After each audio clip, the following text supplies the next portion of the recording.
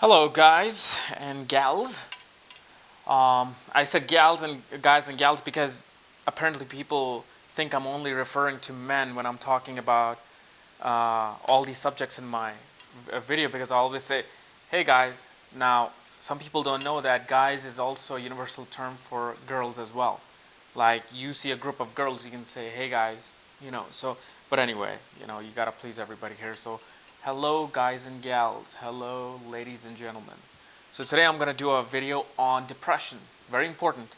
What kind of things, what kind of alignment in astrology creates depression?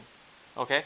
And it's very important because you may be going to a psychologist, you may be going to a psychiatrist, taking all sorts of pharmaceutical pills and this and that without really knowing the true cause of your depression. Okay? So in astrology, depression is mainly caused by the relationship between Moon and Saturn. Why Moon and Saturn? Because Moon is feelings, our mind. Okay, not our intelligence, but the way we feel about things, the way we, just pretty much our daydreaming world that we live in. It's represented by the Moon. So since Moon is very important for your career as well, let's say if you have a Moon in Leo, okay, a Leo Moon is very extravagant. Moon Leo is very much like they love being the center of attention. They're very creative people. They want to be that person on the red carpet. Getting all the attention because of their talent, their artistic talent, whether acting, performing, singing, or fashion, anything. Okay. So this is their desire. This is their desire in the mind. That's the mental projection of themselves in their own matrix. But when Saturn comes in, when Saturn is in conjunction with the Moon, or when Saturn is aspecting the Moon from its third, seventh, or 10th place or 10th aspect, what it creates a blockage in your daydream, blockage in your goals, not goals, but more so like blockage in your fantasy land. Okay, and it's no fault of Saturn. Saturn's not a bad planet. It's actually good that you might have this conjunction because Saturn is about practicality and about reality of life. Okay, like what is the reality? You might see Tom Cruise walking on the red carpet, but you have no idea, even now, until he comes out with his self-biography or something, you have no idea what it took him to be there on the red carpet. But because of that 10-second moment, we screw our mind up thinking, oh, all I have to do is just get an agent, start doing auditions, and one day I'll just make it into one of these movies and blah, blah, blah, and it goes out and I'll be the next Tom Cruise or Shah Rukh Khan or Amitabh Bachchan or Aishwarya Rai. It doesn't work that way, guys. Okay?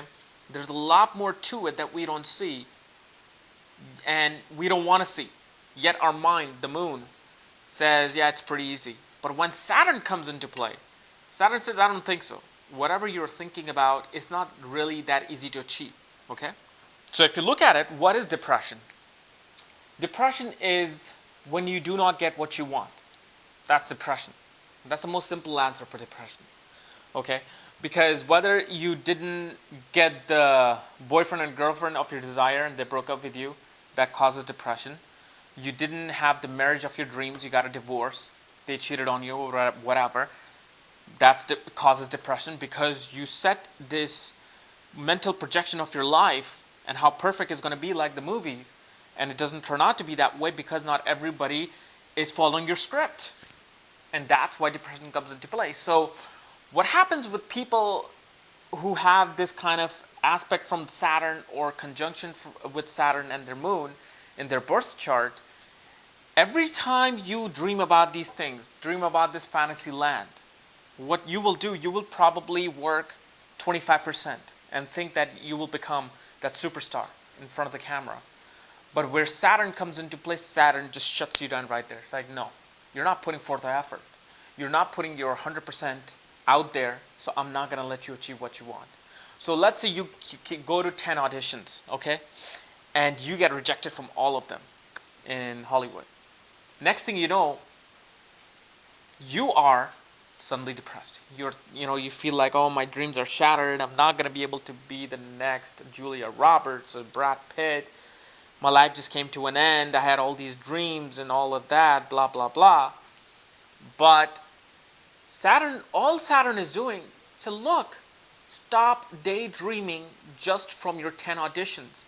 Go to 50 auditions. That's what Saturn is doing. But we think we're being depressed because we're not meeting our goals.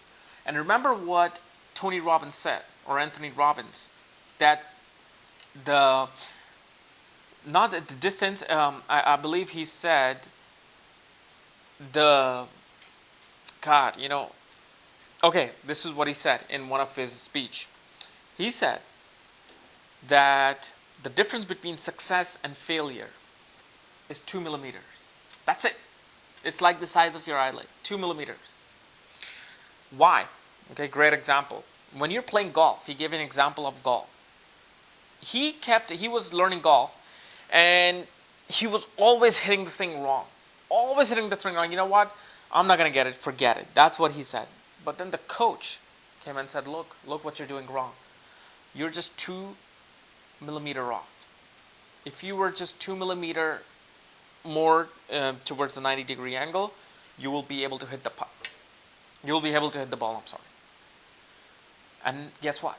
When he moved his stick just 2 millimeter, little bit, he was hitting perfect. He was hitting 4. But as far as your real life is concerned, this analysis, kind of clones itself.